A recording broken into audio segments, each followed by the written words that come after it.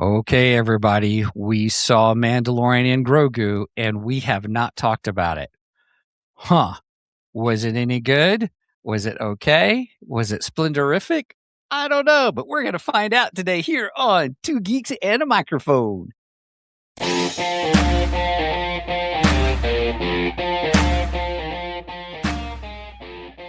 Welcome to the Two Geeks and a Microphone podcast, your one-stop shop for television, movie, video games, comic books, book reviews, and more. Now, without further ado, here's Steven and Mike.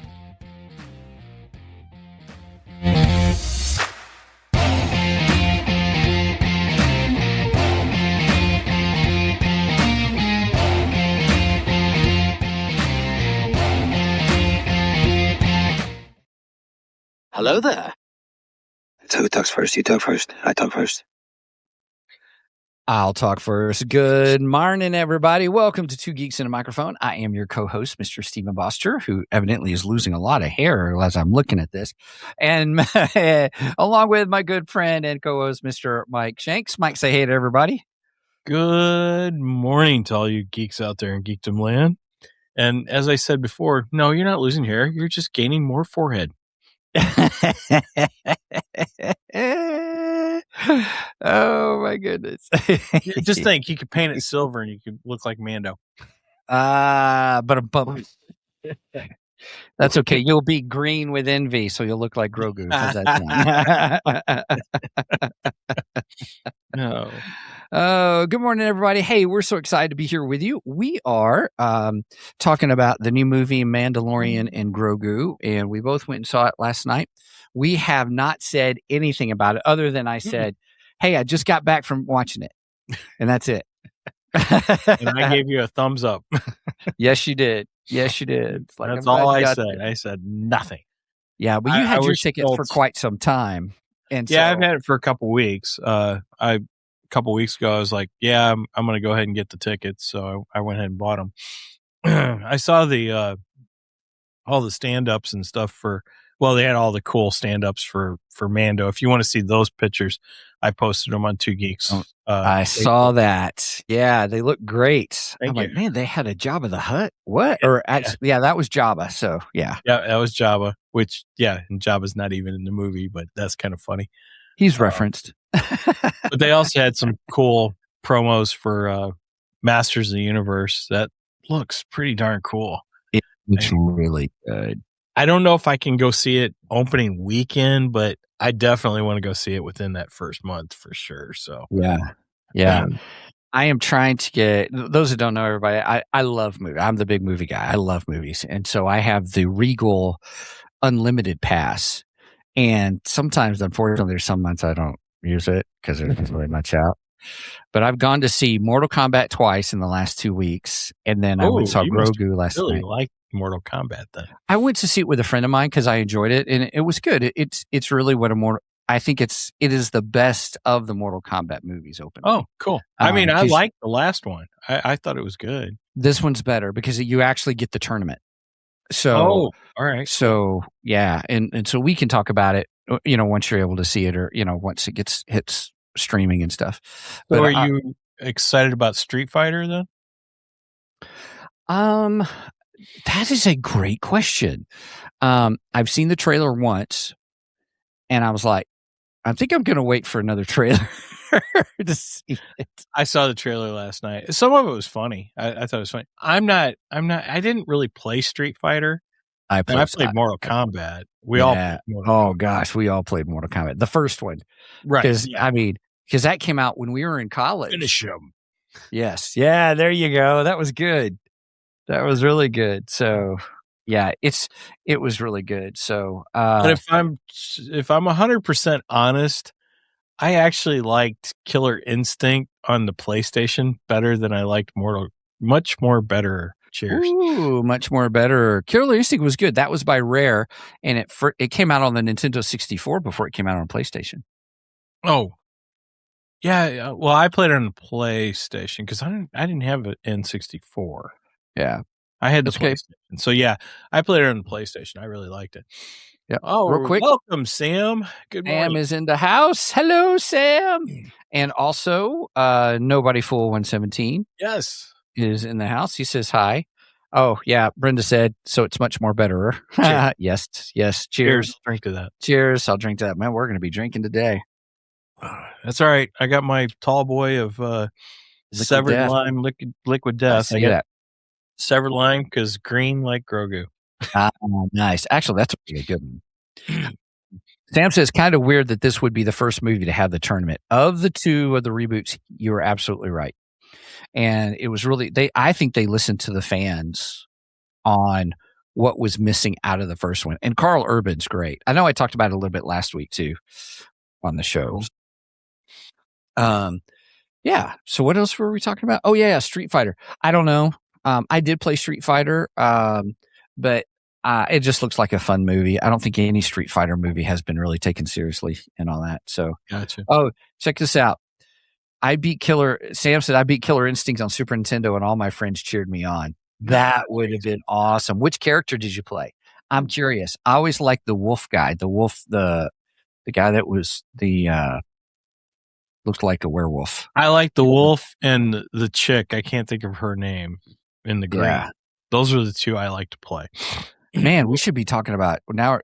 Sorry, we're supposed to be talking about Mando, not fighting video games. And you know what? Games. It was Super Nintendo, not PlayStation that I played it on. I had Super Nintendo. Okay. I didn't have an NC. I went from Super Nintendo to the PlayStation, and then the PlayStation's where I stopped. I didn't go any further after PlayStation 1, the original PlayStation. Yeah. Nobody Fool says, I played Street Fighter a lot. LOL. Cool. So are you going to go see the movie? Are you going to? That's the question.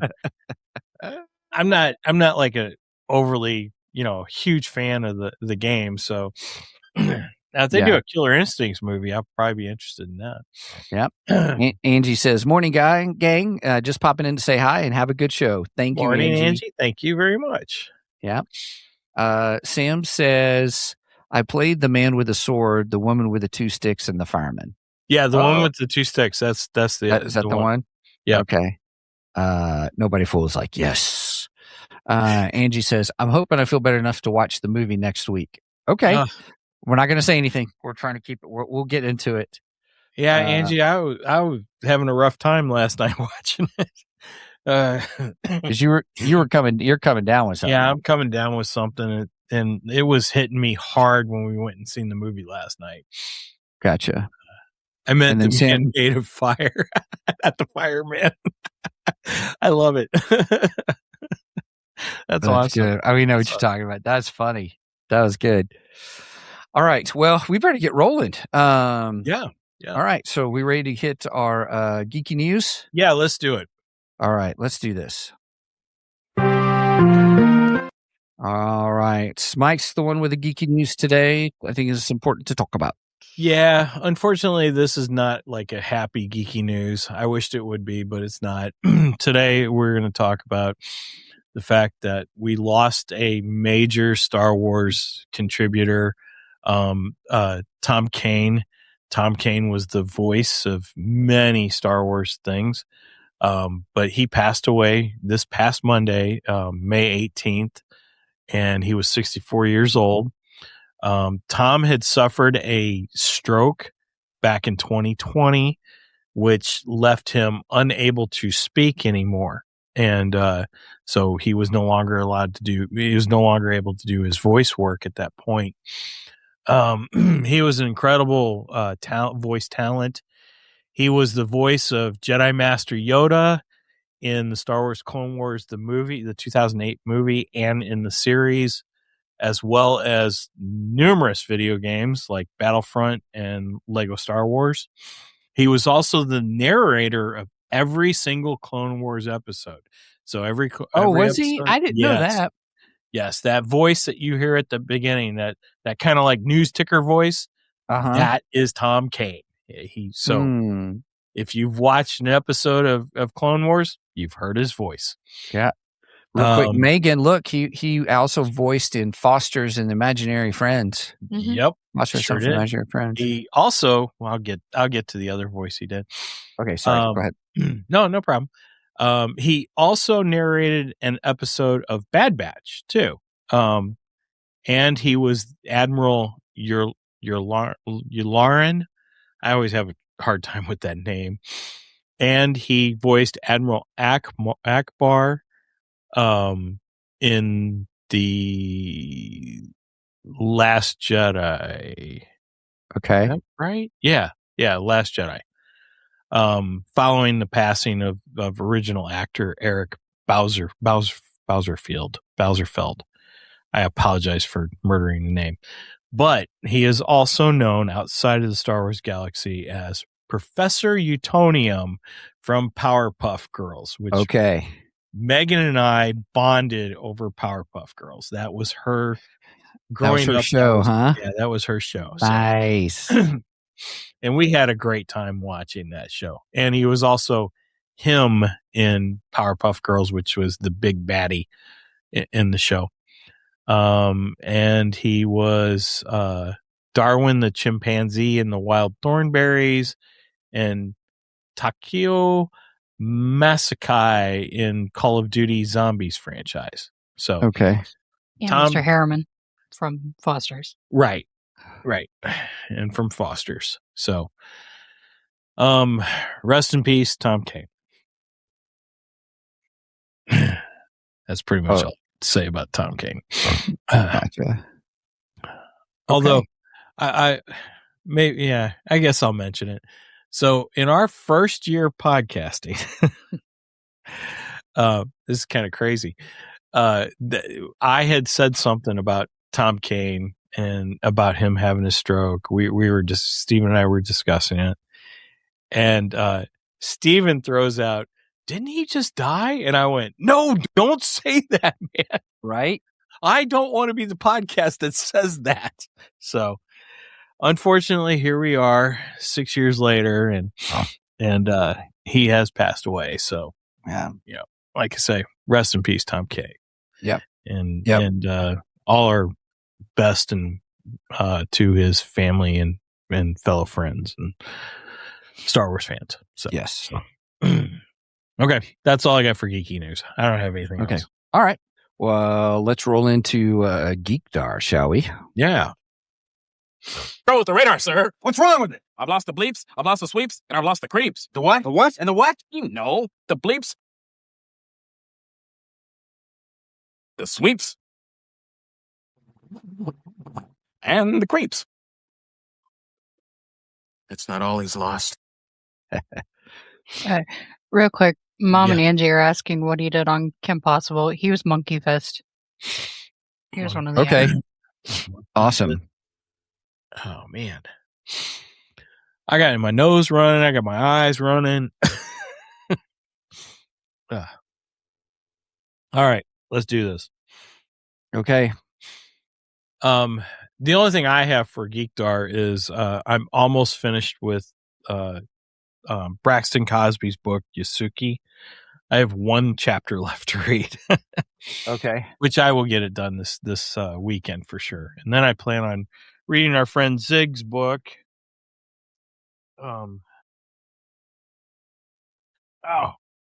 Fire Sign. The Elvish War Chronicles.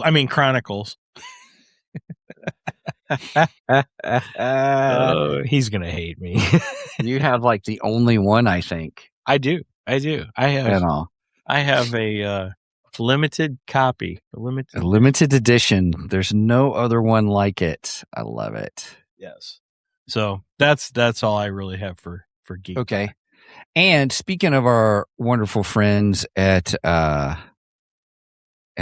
old Nerdery Murdery show, our friend Zig from the show. Now, let me see if I can get this to come up. I can. Okay. So I'm going to share my screen again with everybody. If I can get it to work. Ta-da! Wow.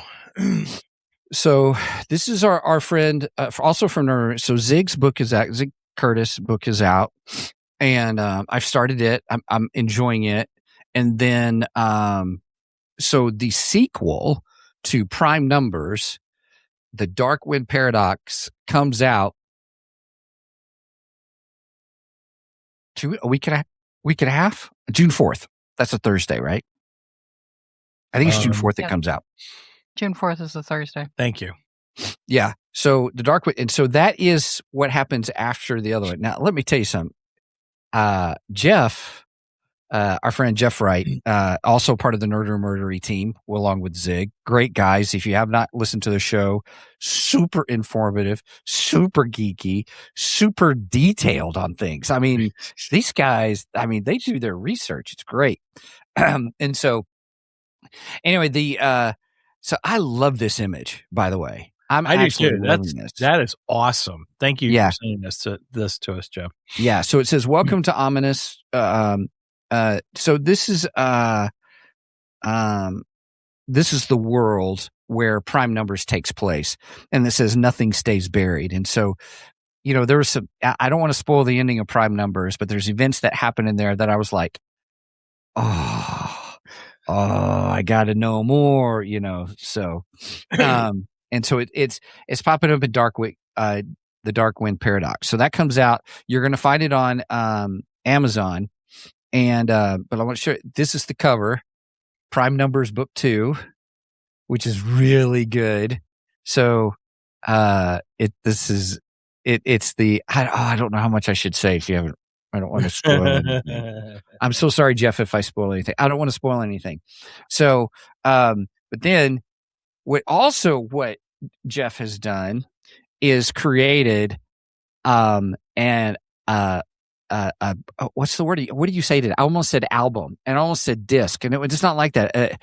He's created music, a soundtrack. Thank you, Mike. Thank you. He has a soundtrack to go along with it, and gosh, I just love this image.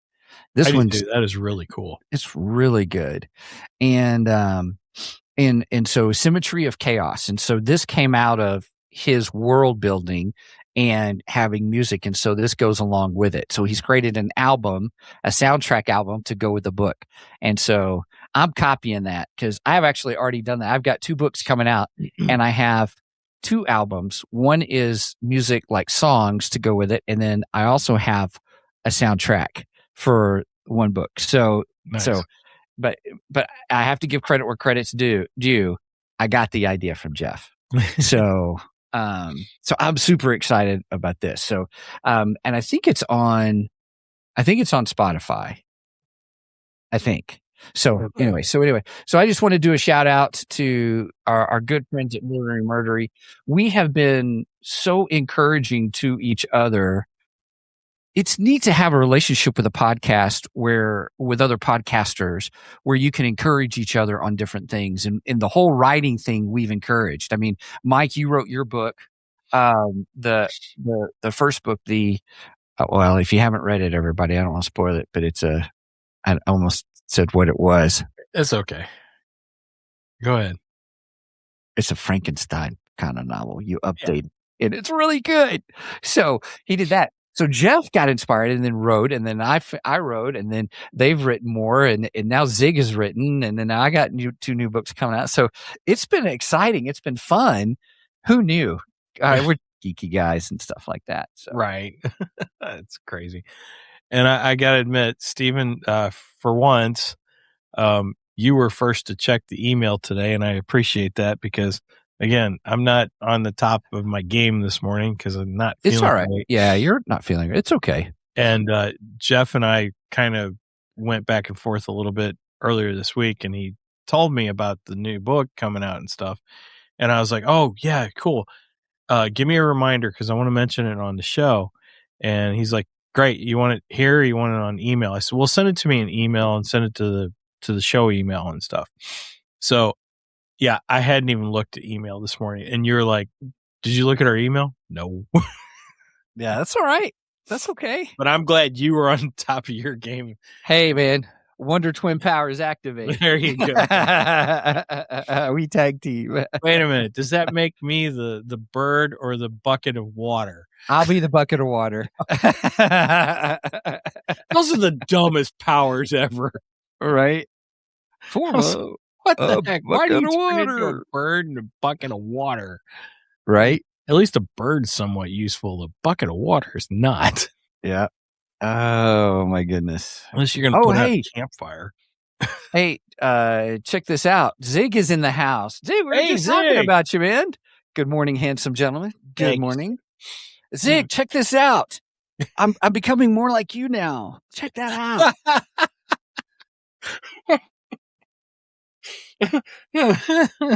I love our friends. Oh, that's awesome. Oh, Oh, good morning. goodness. Okay. Roger says you need a monkey.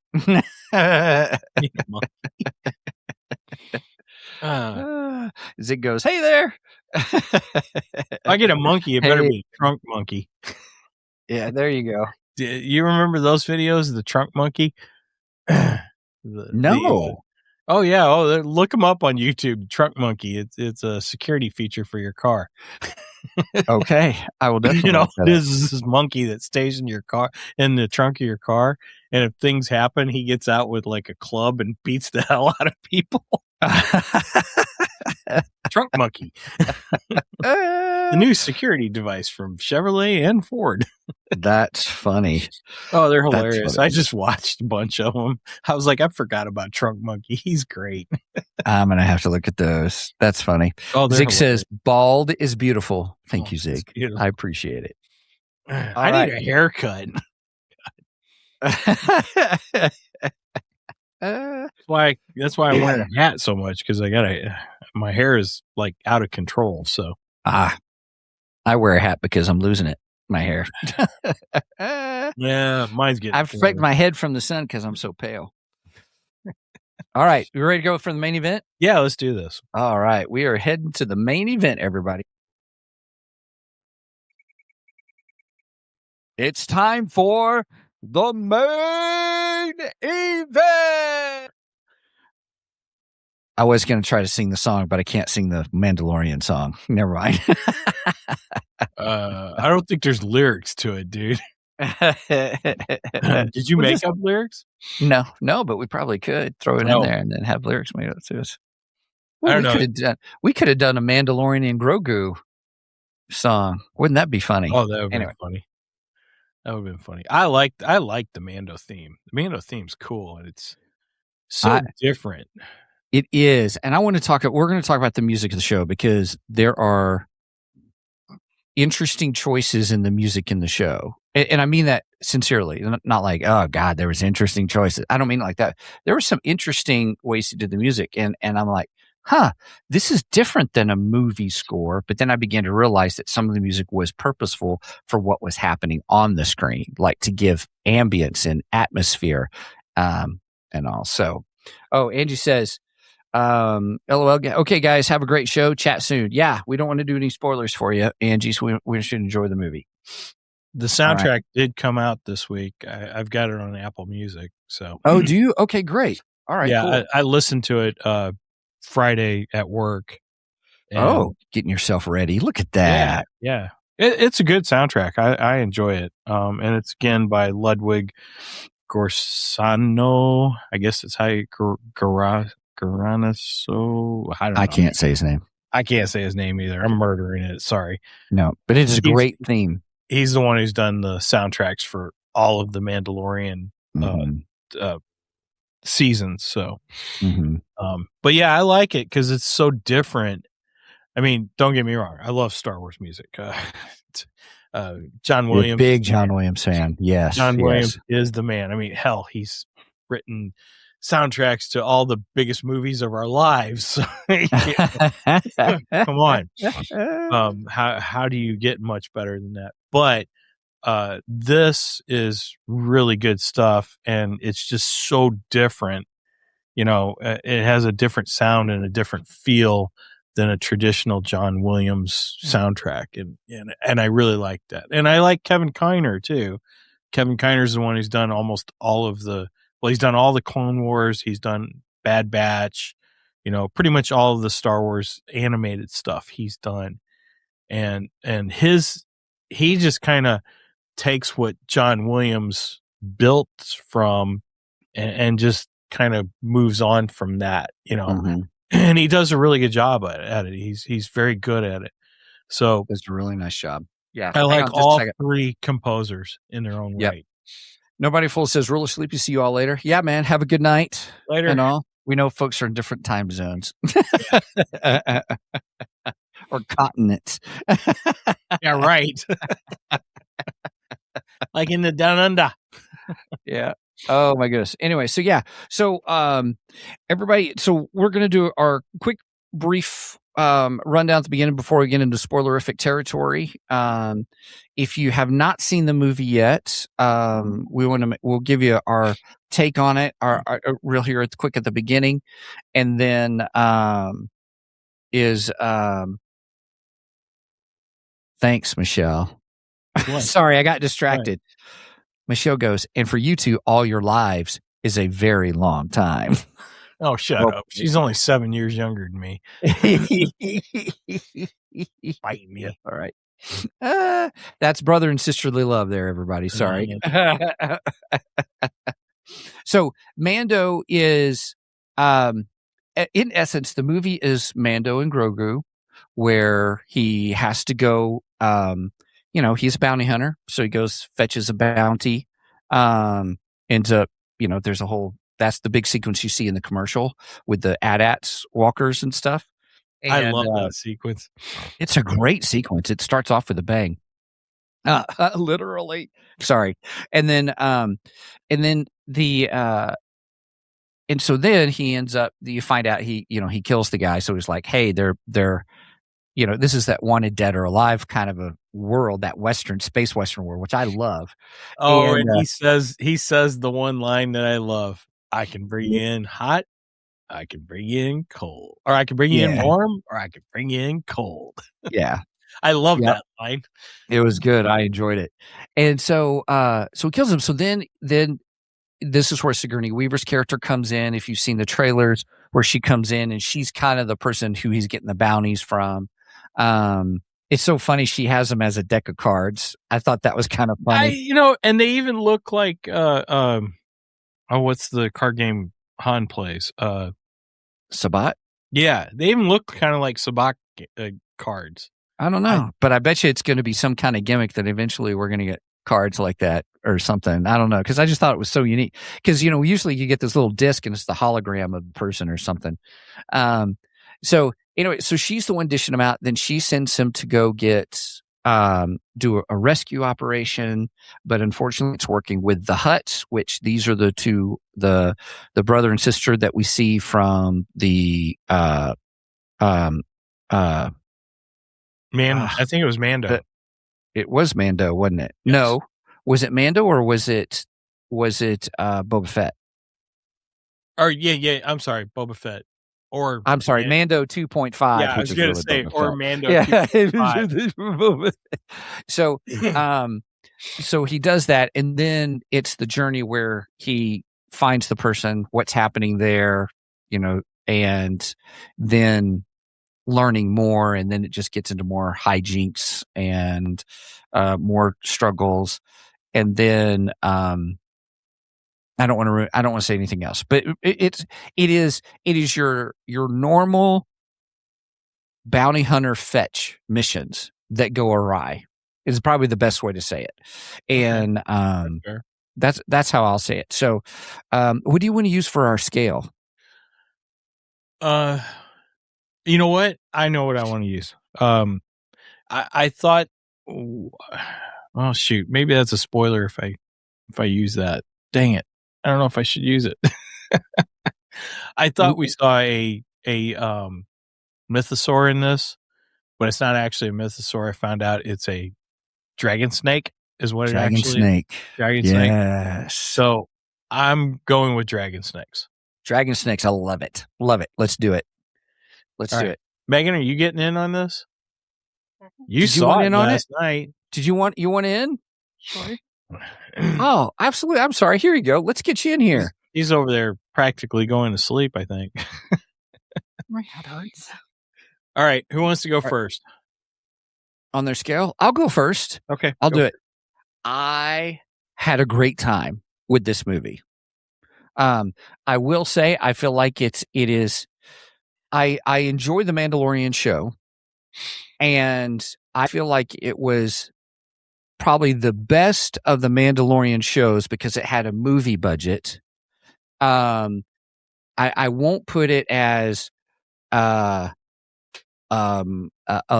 Star Wars lore, earth shattering, world shattering. Sorry, kind of show, but it is what I would want in a space western.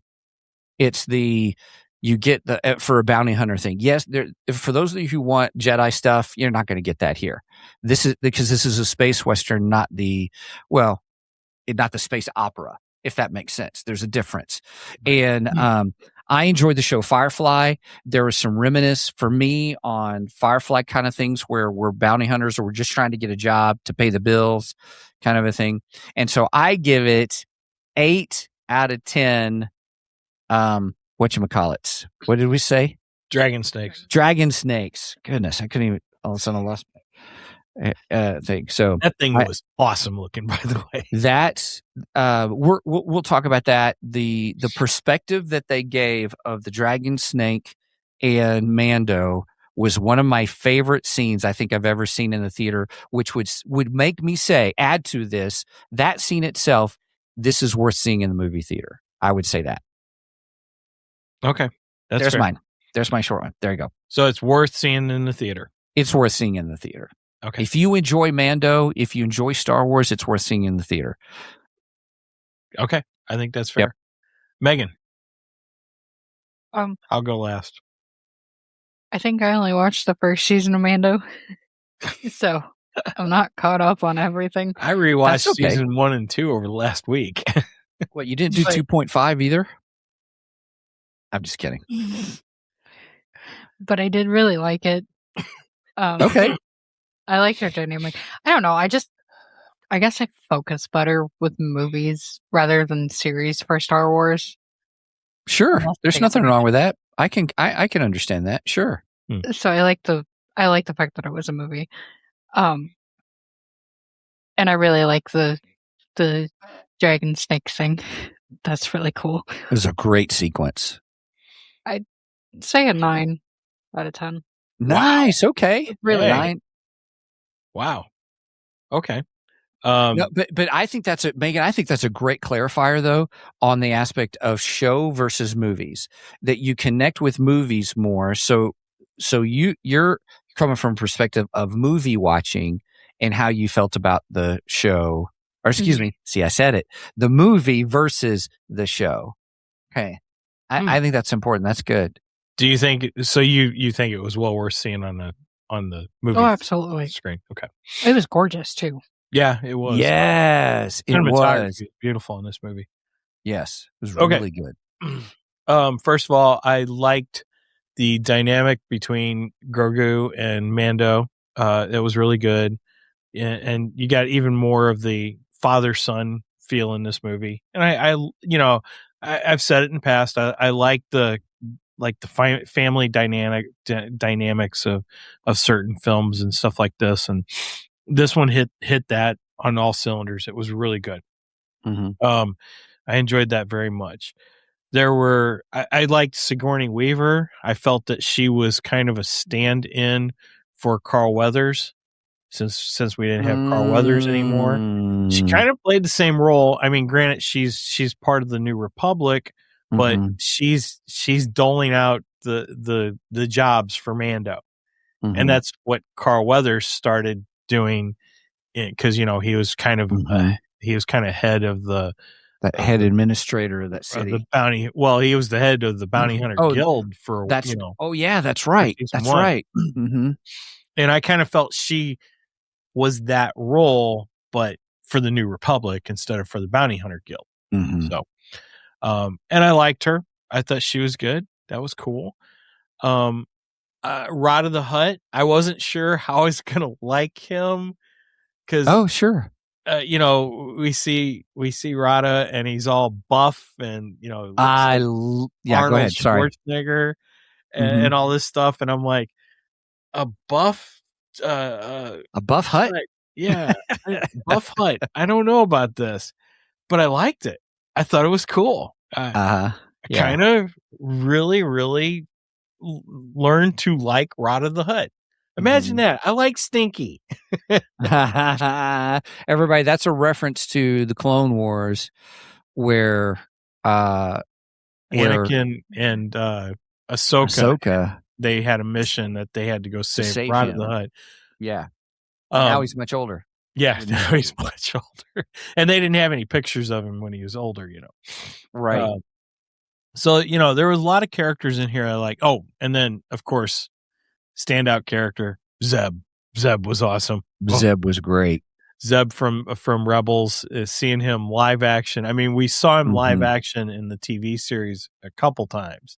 But to see him in here and actually see him in action, that was a treat. It was great. It was fun. It was fun to watch. Yes. So, but overall, I agree with you. There's nothing groundbreaking in this movie whatsoever. This is not something you're going to go watch and go, oh my God. And it's just going to blow your mind. There's no reveals like Jabba or I am your father kind of moments, or the secret. Oh, they're brother and sister. There's no big lore secrets or changing things. But yeah, go ahead. Right. I'm sorry. Right. Nothing to that, extent. To me, this was a 2-hour long episode of Mandalorian is what it was. This was also Dave Filoni and Jon Favreau playing with their action figures. Yes. This is us when we were kids making up our own adventures with our action figures. It's exactly what it is. And it was a ton of fun. It was a ton of fun.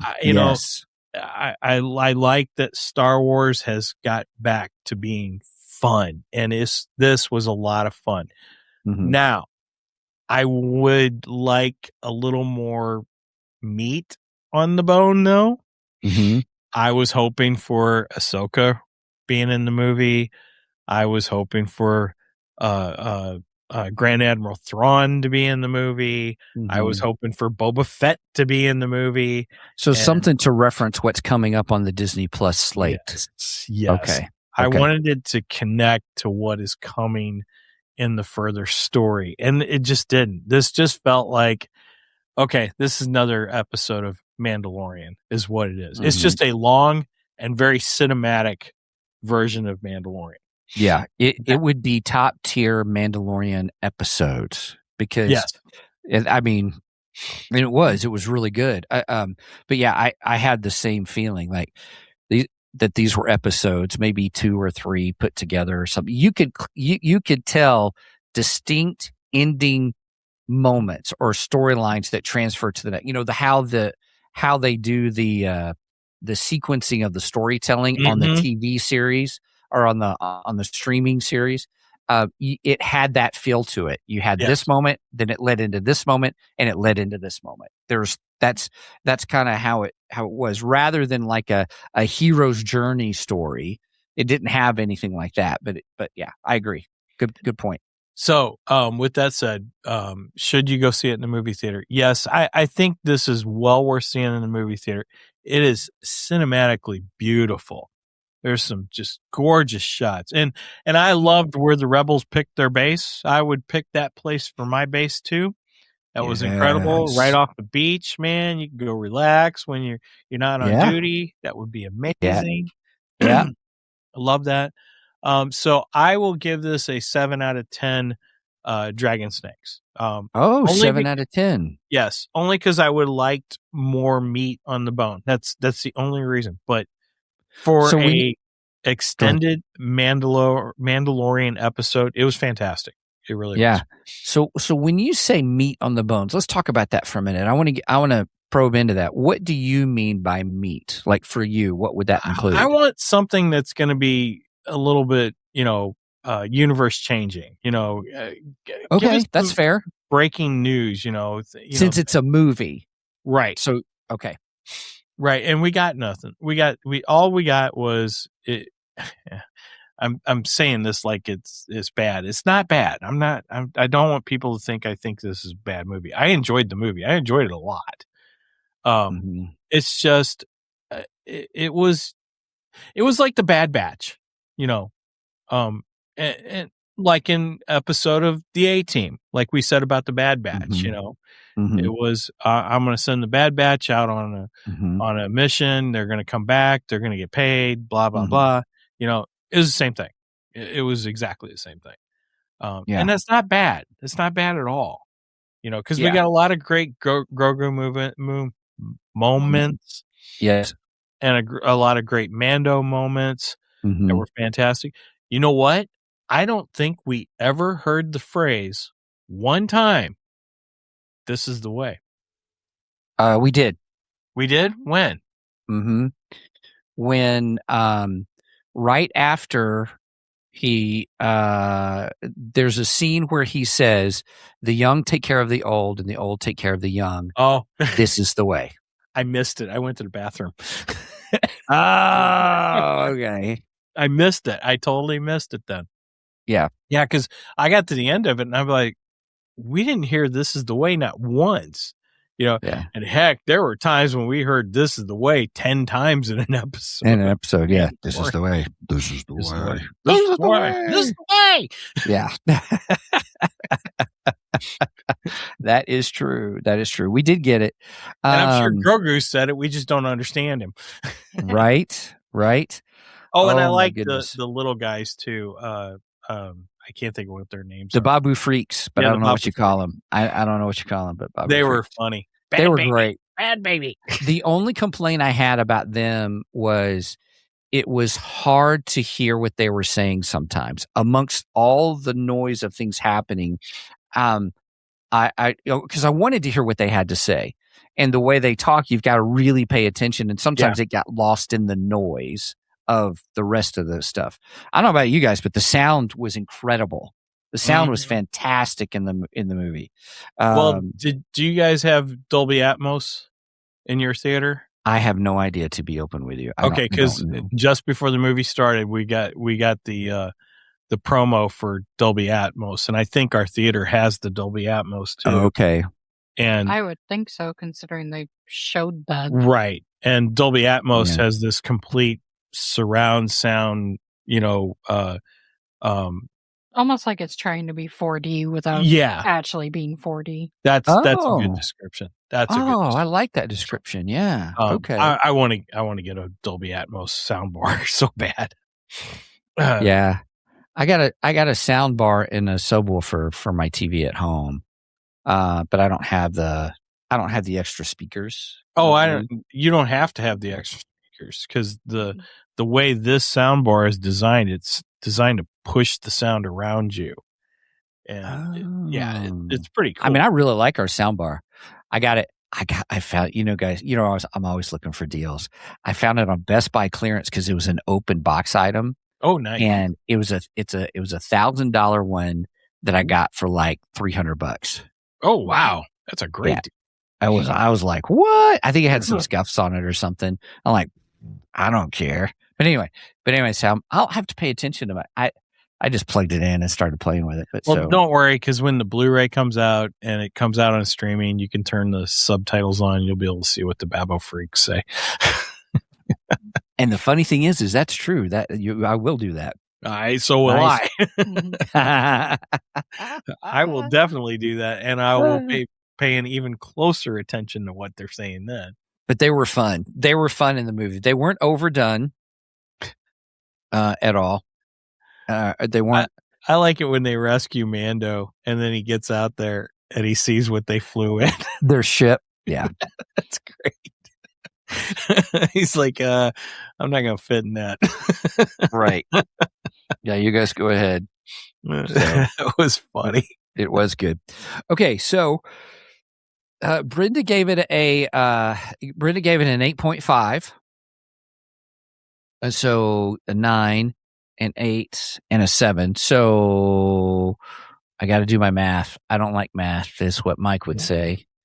So 9, 17, 25.5 plus 7 is 32. Divide that by 4. It's almost an 8. That's around an 8 average for us. I don't have my calculator on. Was your theater full? It was, I'd say 2/3 full. Yeah. Now, I don't count those front 2 rows. Nobody sits in those front 2 rows. You know what I'm saying? Like right in front of the TV. Do you guys have people who will sit in those rows? I mean, yeah, when it's a huge enough release, yes. Oh, really? And yeah, I'd say it was about 2/3 full also. Mm-hmm. It didn't fill the whole. I was a little went surprised. to a 6:30 show is when I went. So. Oh, okay. Well, we went to 7:00 show. That's more of the premium time. Mm-hmm. I was a little disappointed at turnout. You know, I was expecting it to be packed, especially considering this is the first time Star Wars in the theater in 6 years, something like that, at least. Yeah, and I mean Grogu himself, I would think would pack a theater. So I was a little surprised at that. I was disappointed that the 501st didn't show up at the theater. I was hoping for that. I thought I had heard somewhere that they were supposed to. Maybe they did, but at a different time. They could have on Thursday night, maybe. Maybe they were there for the midnight release. I don't know. Midnight. Do you guys have midnight releases like Thursday night, Friday morning, midnight? Yeah. Not really. What do you mean, not really? We have Thursday releases. They start like at 7. Ours like count Thursday as a full day. That other thing. So yeah, that's interesting. But maybe they were out there on Thursday instead of Friday. And I was also hoping the Mando Marks would be there. I mean, it is a Mandalorian movie. You'd expect the Mando Marks to be there. Oh, that's true. That's true. So I was a little disappointed with that too. But that had nothing to do with the movie. That was just, Yeah. Zig says, I love being on the front row. Okay, we're going to have words, Zig, because I got to understand, because I always get a crick in my neck if I try to be in the front row. You sit there like this. Yep. Atomic Texan, hey, welcome to the show. I love that name. That's cool. Yeah. Says, I was on board with it until they made the guy Mando was after the same guy he already met. Should have been somewhere else. 7.5 out of 10. He has the same outlook on it as Star Wars Theory does. That's exactly what he said too. Yeah. I was okay with it. I mean, yeah, it probably would have been better if we would have had a different person, at that point and not just made it. That was kind of lazy. I'll admit that. It was a little lazy. It didn't bother me though. It didn't, it wasn't enough that I was like, oh, I don't like this movie now, but yeah, it was interesting. Yeah. I think you're right. It could have benefited. Yeah. Let me put at the banner real quick, everybody. We're gonna, since we kind of gave in our scores, we are gonna go into spoilerific territory because we just kind of did a spoiler there. But that's not really a major one. I wouldn't worry too much about it. But it's just, again, they go one step and then it leads to another step, which leads to another step, which leads to another step. It's not like there's an overarching, huge, big theme through the whole thing. It's like 2 big episodes or two storylines put together. Let's talk about that for a second, though. So what happens, everybody, if you've seen it or you don't care about spoilers? So he goes to get Jabba the Hutt's son because that's where the brother and sister want him, and they're like, "Oh, we miss him." And you're like, "Yeah, you're Hutt's, right? Okay." And so then he goes to the planet and he finds him, and he doesn't want to go. He's being taken care of really well, and he's buff. I mean, the Arnold Schwarzenegger of the Jabba the Hutt family. Yeah, he's getting a massage, which cracked me up. And so then the whole reason he went to go get him, because the brother and sister said, "Hey, we have information on this unknown, who this person is, this person behind the scenes, and or this Imperial, behind the scenes and stuff." So then, and then with that, in essence, you kind of like the hut. What's his Rada. name? Oh, yeah, Rada. Rada. So you kind of get to like him. You're like, oh, he's kind of a cool character. He and Grogu are bonding and stuff, and you're like, okay, he's a nice hut. Man, that is oxymoron. I mean, that doesn't happen. And then I wanted him so badly when he finished the fight to turn around and go, "Are you not entertained?" Yeah, we should make an AI of that. But we did kind of get that line later from the guy running the thing. I was like, That's okay, true. well, there's the line. But no, I wanted Rada to, throw up his arms and go, Rada. "Are you not entertained?" That would have been so cool. It would have been great. Yes, very much. Oops, I'm sorry. You hit one. Go ahead. Yeah, Sorry. I wanted to show this. So Atomic Texan says they played it safe. Not a bad movie at all, just too safe. You could not watch it and be fine. Or you could not be watching. Not watch it. Yeah, you could not watch it and be fine if they did another Mando movie. Agreed. I think you're right. I think they played it safe. Yeah. I think they held their cards to their chest on this one. Mhm. Just because they didn't want to make anyone mad. You have the controversy of the sequel films, and that's a big mess. And you're not going to get that at all out of this movie whatsoever. There's no moments in this movie that people are going to be screaming over and stuff like that. So I totally That's a good agree. phrase, though. Played it safe. That's a good phrase. I agree. I concur. I concur. I find no fault in your reasoning. Good one. Oh my goodness. Okay, what are some of your favorite parts? Tell me that. What were some of your favorite parts in the movie? Let's see. And we're in spoilerific territory, everybody. Yeah. Well, I love the match. I love that whole match, the whole thing. Was it reminisce of the Thor movie for you? The one with Thor, the No, see, I got Ragnarok. Yeah, Ragnarok. Yeah. No, I didn't think about that. All I could think about was Gladiator. Yeah, the Gladiator. It just okay. made me That's think good. of Gladiator the whole time. Right on. And then of course we get the live action version of the Jadar. How do they say it? Jadar table from the original Star Wars, the game that Chewie and R2 are playing.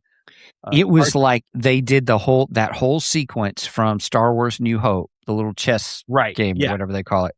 Yeah, they even had the monsters.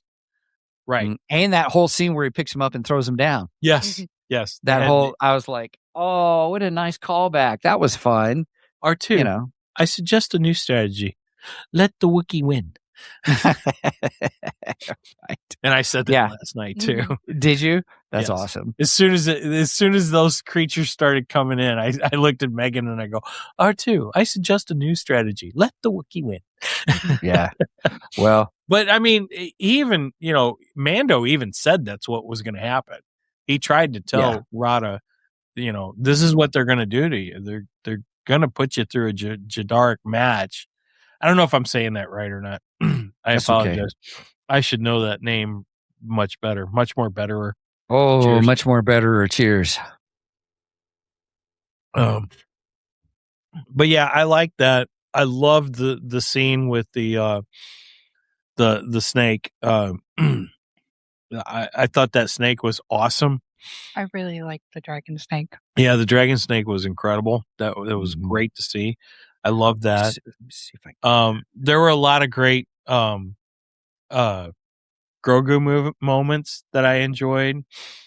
And of course we got a ton of cute, Grogu stealing food, and those were all fun. Yeah.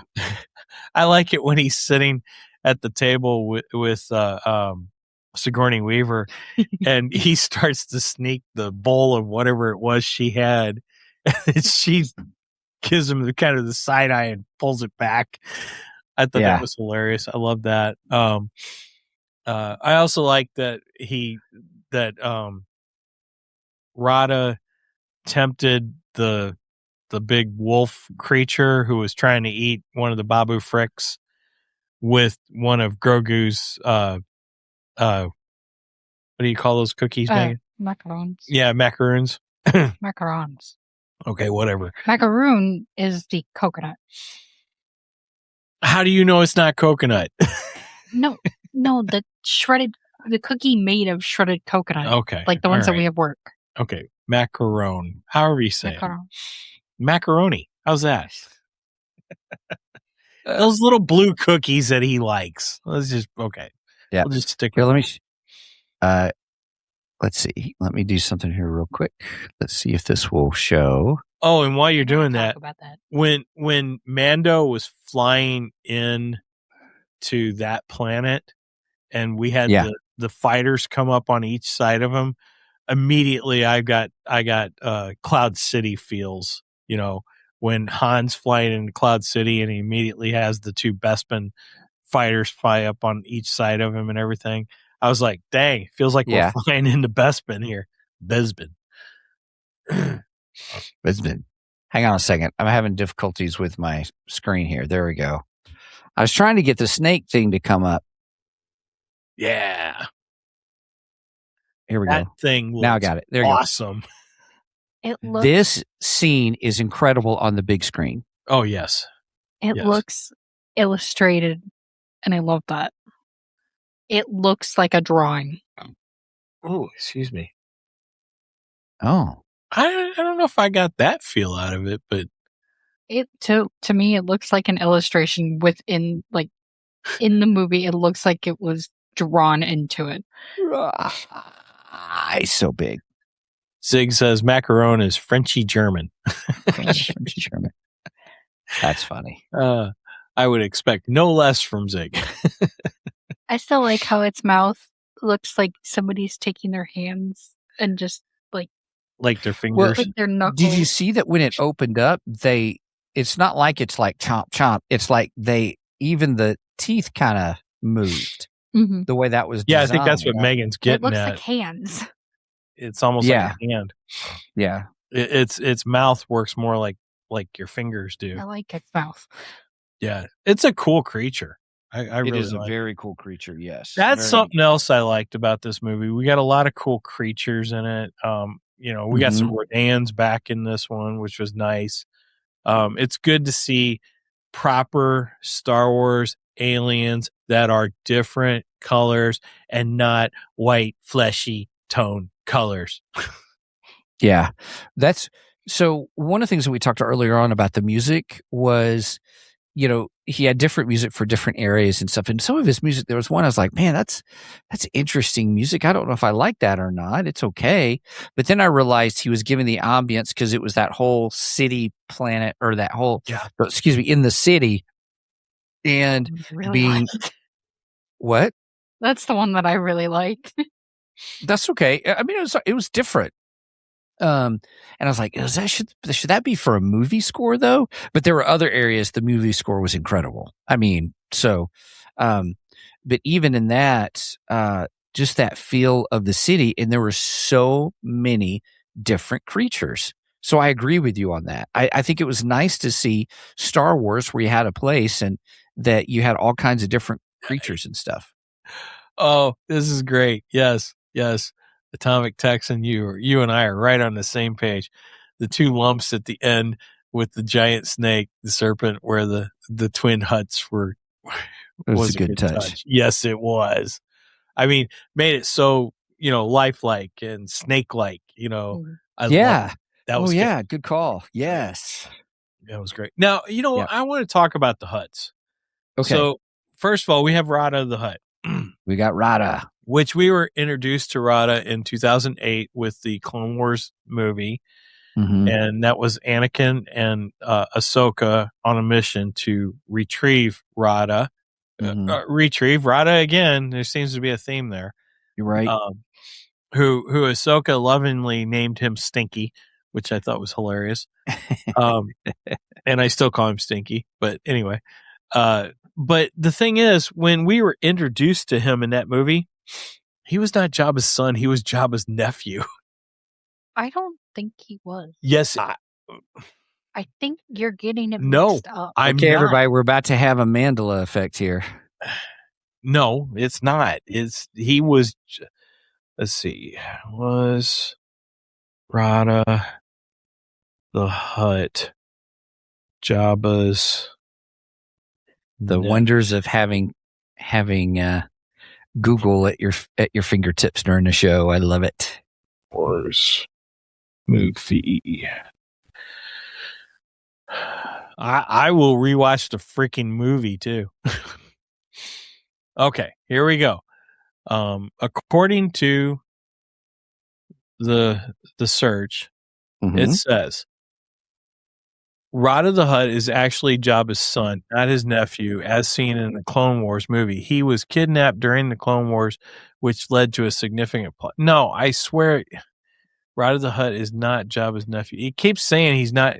I am going to rewatch that freaking movie today. Okay. Character Everybody, you're getting a window into the psyche of Mike. I swear I will rewatch it today and I will have an answer today. Okay. All right. So shall we wager? Shall we have a fun, friendly wager? I'm just kidding. We don't have to have a fun wager. I'm not coloring my beard, just so you know. Not yet. Oh gosh. That's pretty funny. See, well, anyway, he's stuck on it now, everybody. He can't let it go. No, I can't because I swear it was his nephew. It was not his son. They've changed this. They've changed it. It drives me crazy. Do you have it on DVD? Yes. That's the one to watch. I wouldn't watch to see if they changed. Oh yeah, because they might have changed it in the streaming. In the streaming, right? That's a good point. Thank you. Actually, I got it on Blu-ray. I got it on Blu-ray. My friend Andy gave it to me because he had it on Blu-ray, and I didn't get a chance to get it on Blu-ray. And then he gave it to me. He's like, "We got it on streaming. We don't need it." So I was like, nice. I like to have my Star Wars on physical disc too. So yeah, but yeah. So yes, I have a Blu-ray of it. Thank you. Zig says he is related to Jabba either way. This is true. He is related to Jabba. So what I didn't understand though is he kept saying that the twins basically wanted him dead because he was next in line for Jabba's throne. Well, that doesn't make sense because in Boba Fett, Jabba's right-hand man, gosh, I can't think of what his name is. Bib Fortuna? Yeah, Bib Fortuna. Thank you. Bib Fortuna had taken over Jabba's palace and his reign and stuff. And then Boba kills him and Boba takes it over. Mm-hmm. So technically, Boba Fett.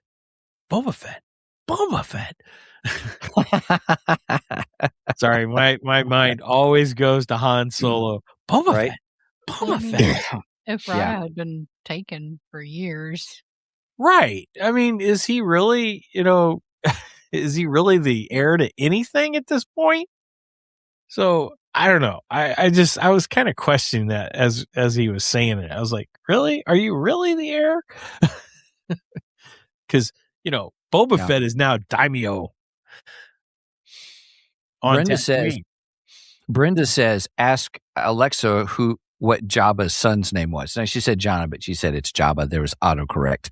Got her. Well, it's going to tell me it's Rada the Hutt. That's what it's going to tell me. It's not a matter of what Jabba's son's name was. It's a matter of whether Rada was his son or his nephew, because I still swear it was his nephew. Yeah. He's fixated now, everybody. All right, moving along. I can't get off of it. It drives me crazy. So Zig says, not a bib for lobster, a bib for tuna. That's a pretty good Star Wars dad joke there. That is good. Atomic Texan says, I thought it was interesting that Mando was tearing the ship apart, getting rid of all the dead weight in limiters. Think he will get a new coat of paint? LOL. Yeah, he gets a brand new Razor Crest and he starts tearing the thing apart. I remember you saying a couple of weeks ago, you were like, where'd the Razor Crest come from? Oh yeah, I was thoroughly And I was confused chuckling as that part came into the movie, like at the beginning. Well, not the very beginning, but after the first mission. And I was like, there he goes. Mike's going to get his answer. I don't know if he's going to be satisfied with that or not. No, I actually liked it. I was did very too. happy with that answer. It's like, okay, this makes sense, because I mean, and I just watched him blow it up the night before. Yeah. That was devastating. You're like, what? The funny thing is, Kenner had just released the toy for that. They released the big, the big, huge ship, and then they go and blow it up on screen. I'd love to know what the execs over at Kenner were saying. Like, what they go and do that for? Yeah, they're like, what the hell? We just put out the toy. Why would you do that? Right. And if you notice, Mando now, he has the Razor Crest, and he still has his little Jedi fighter ship that he started using after the Razor Crest. So yeah, he has 2 ships now. That's right. And I do like both ships. I lean towards the Razor Crest. To me, it feels more like the Slave One, which I am wearing my nice Slave One. Yeah, Kenner. It fits a bounty hunter, so you have your cargo. Right. I never felt that little ship. What is that ship? It isn't a Jedi ship. It's gosh, man, my brain is so foggy this That's all morning. right. You're under the weather. It's okay. But yeah, I mean, that's a cool ship. I like it, but it's just not, it just doesn't, I never thought it suited him. I thought the Razor Crest suited him much more better.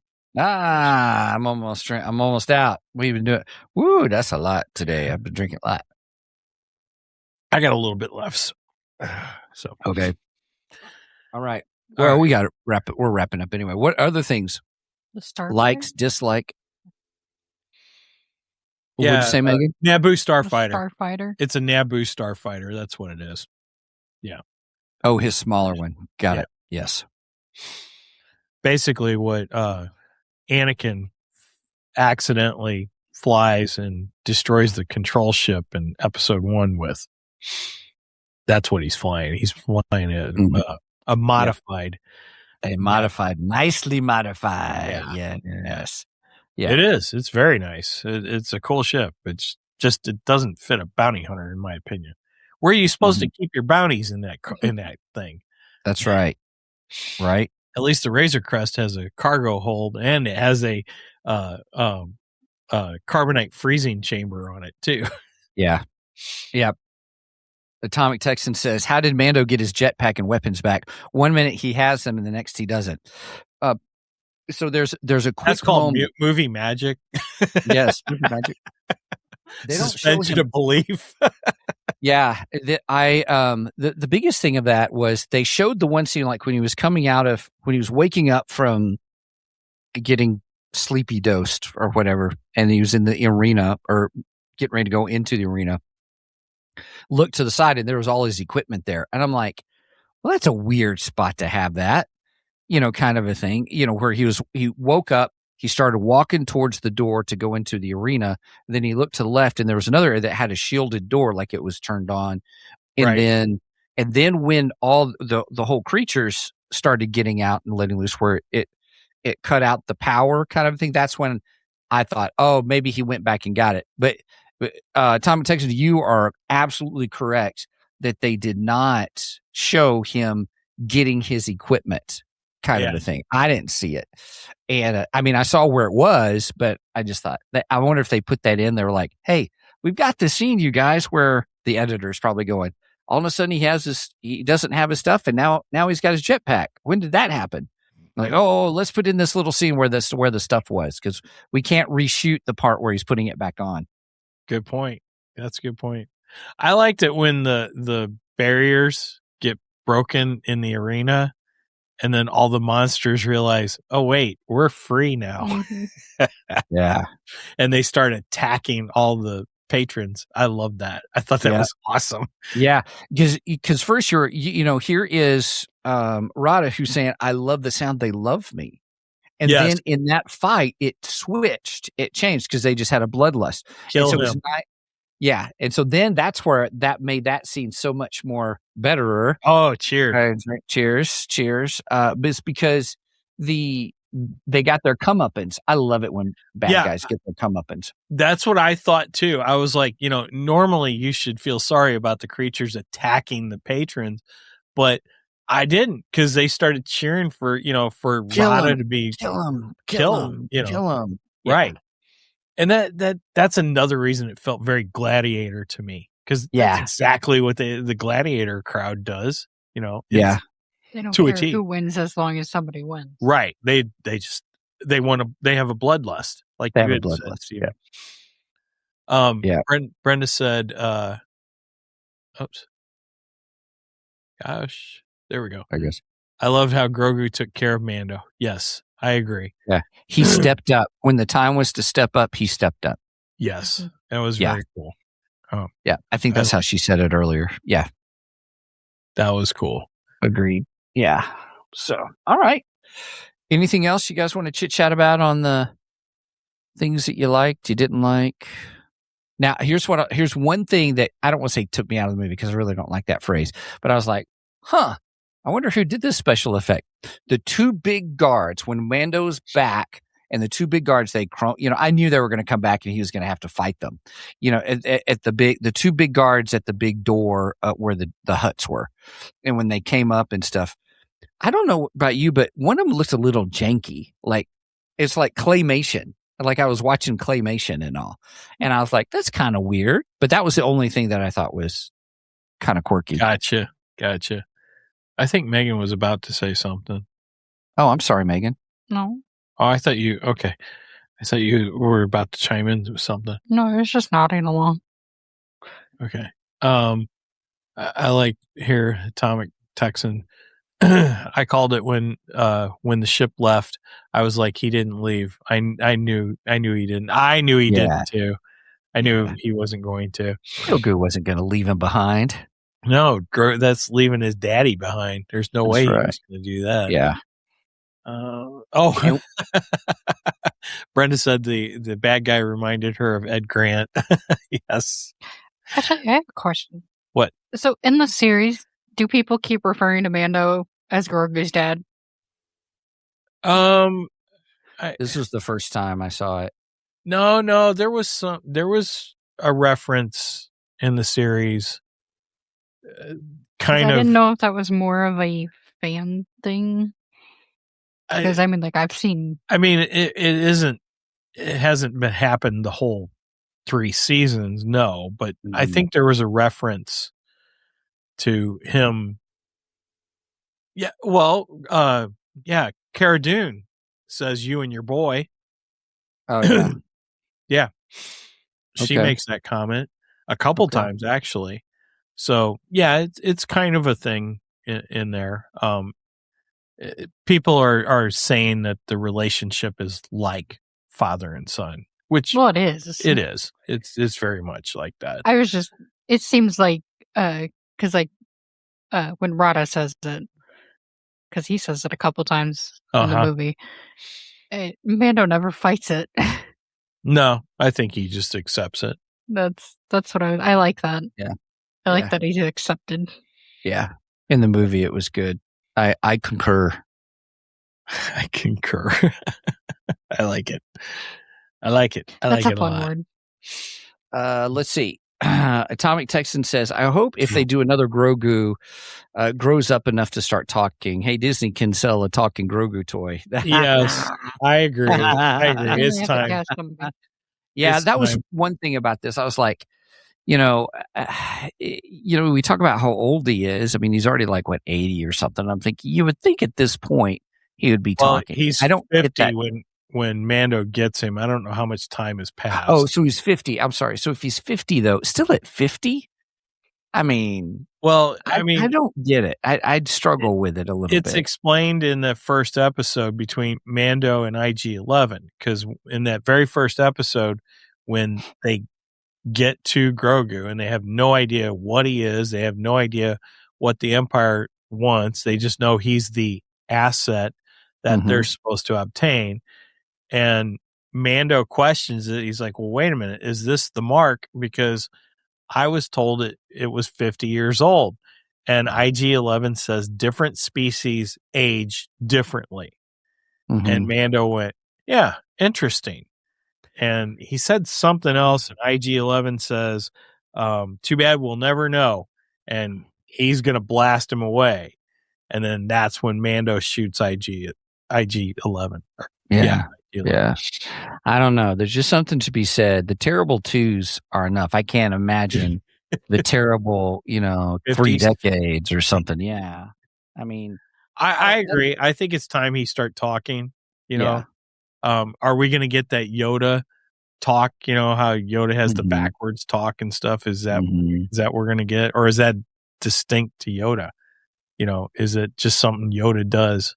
Wouldn't it be funny? Yoda just does it to drive people nuts.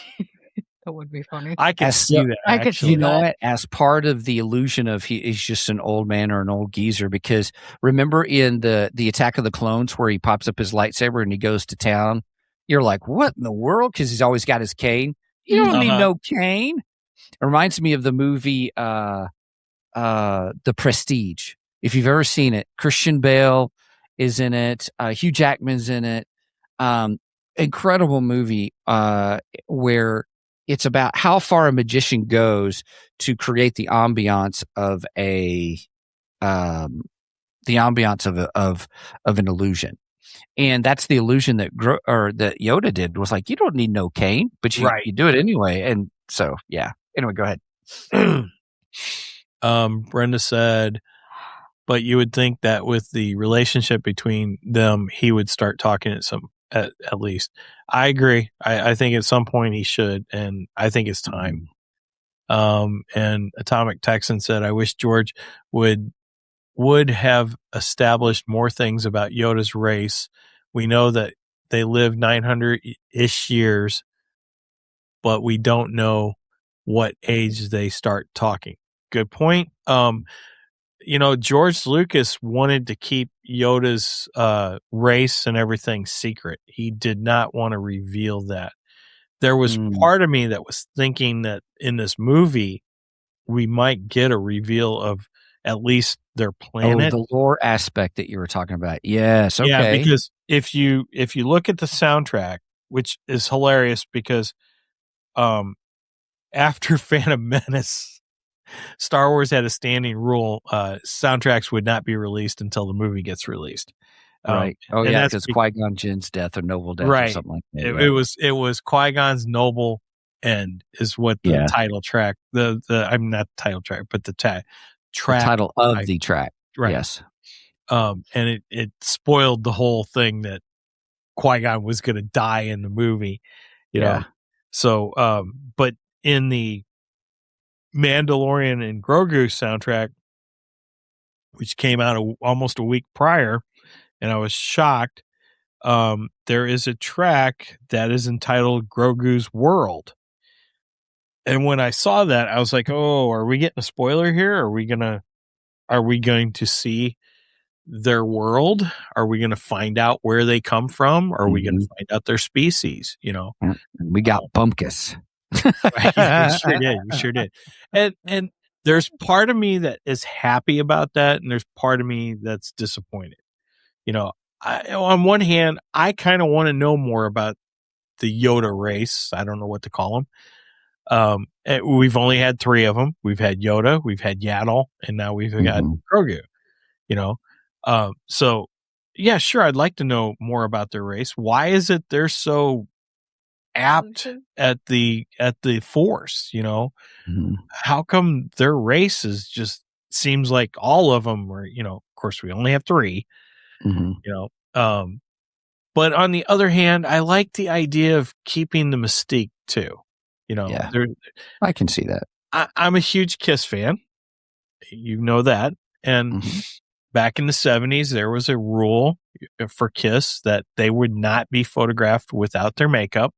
No one was allowed to see them without their makeup. In fact, there's all kinds of stories about road crews grabbing people's cameras and destroying their cameras if they managed to get a picture of one of the members of Kiss without makeup. And it was all about building mystique around the band. And it was fabulous. It was exciting. It was fun to go, yeah, what do they look like? And all this stuff. And the same goes with Mando and Boba Fett. There's parts of me that wish that they never would have taken off their helmets whatsoever.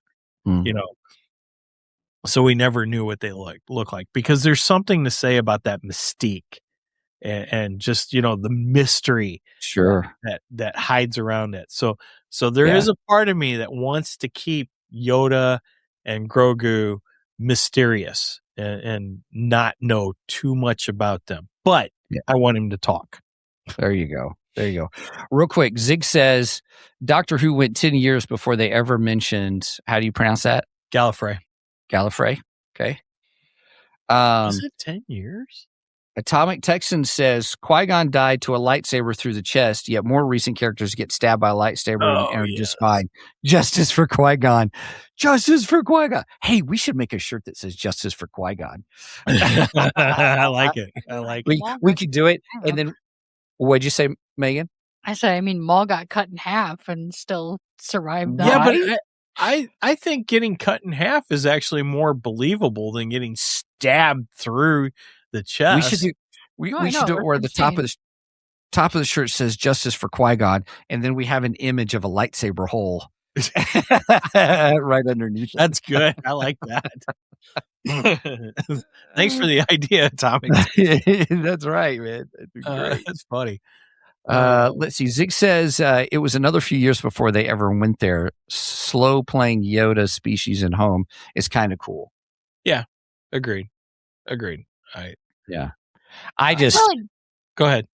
I feel like there's a way to do it that you can reveal things, but it'd still be enough of a mystery if you wanted to keep it a mystery. Give little small reveals here and there. Yeah. Because you can't keep everything a mystery if you're going to keep exploring. Yeah, it's true. At some point, you would think they'd find some kind of answers to exactly who Grogu is. And, there's still questions of whether he's a clone or not, too. Because that was thrown out during the TV series, whether he might be well, they didn't call him a clone. I forget what they called him, but basically a clone. I just figured Yoda and Yaddle got busy. Yeah, that's what I've always said. Considering they're the only two of their race that we know of, and then all of a sudden there's a baby Grogu, baby Yoda. Right. So if you got Yoda and Yaddle, where do you think baby Yoda comes from? Right. That's right. That's my theory too. They got busy. That's Incredibles. Yes, that is an Incredibles reference. It is a reference. That's exactly where I got it. That's correct. Yes. Mr. Incredible and what was her name? Elastigirl. Elastigirl got busy. Yep. Syndrome. Yep. All right. That's a great movie. It is a good movie. Anything else? I think we've taken this as far as we can go. Yeah. We're running almost an hour and a half and stuff. Until we get the Blu-ray and we get the extras. There you go. Atomic Texan says we need movies from the old Republic era. I'm open to that. That'd be cool. Mm-hmm. I'd like that. Yeah. Agreed. Quite frankly, I want to see Darth oh gosh. Revan? No, not Revan. Darth Revan would be cool. Oh man, my brain's not working. That's all right. You'll remember it in the middle of the night. Yeah, probably. All right. Well, you're trying to find that. Hey, everybody. Thanks for joining us today on Two Geeks and a Microphone. Bane. Darth Bane? Yes. Yeah. I want Darth Bane.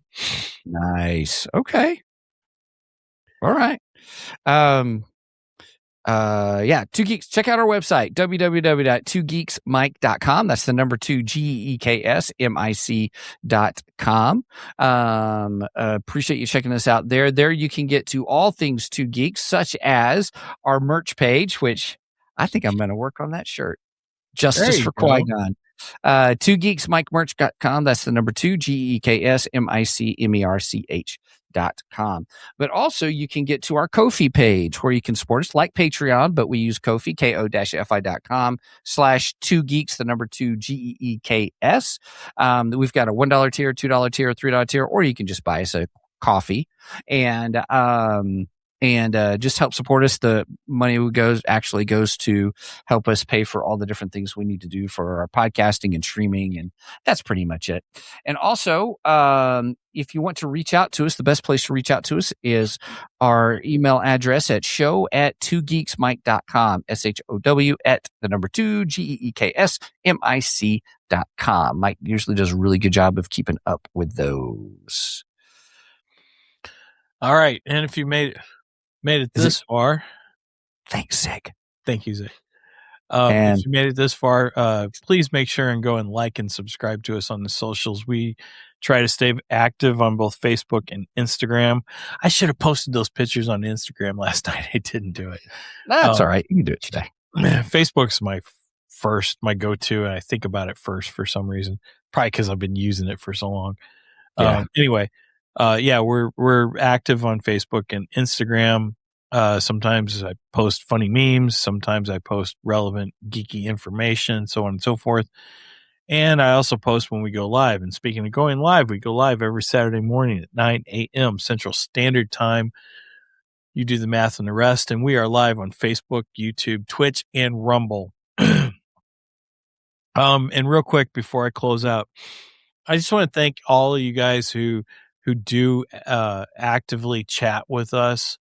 I love it. We appreciate you guys. You guys add to the show because, when we see relevant postings in that chat, we bring them up as you can see. I think that's something we do that's unique that a lot of other shows don't do. Correct. And you guys just help add to it. So I appreciate it. And Atomic Texan, thank you very much for the subscribe. I appreciate it, buddy. Hopefully you spread the news and get us some more subscriptions. That's awesome. Yeah. And then hang out with us. Come back every Saturday morning. And you had some good input. We really appreciate it. Thank you. Oh, speaking of, we will not be live next Saturday. Though. Oh, wait. That's right. We won't be live next Saturday. Yeah. Yeah. So disclaimer to every Saturday. The Shanks will be out camping next weekend, so we will not be live. But Steven and I are going to pre-record an episode this week that will be shown on Saturday morning. So, feel free to comment. Maybe I'll try to get in and and do the comments and stuff. Yeah, I don't think I'm going to be able to watch it at all because from what I understand, there is where we're camping this time, there is no reception. No cell service. Okay. So, which will be nice because that means nice. we're just totally off the grid. So that'll be great. But anyway, sorry. Okay. Any last words, funny anecdotes, etc. Nope. Just another big shout out to Atomic Texan. Hey, thanks for joining us today. Appreciate it. All right. Zig, thank you, sir. Yes. Thank you. With that said, please do not Steven skip this episode because we are much more better than the rest. Cheers. Cheers.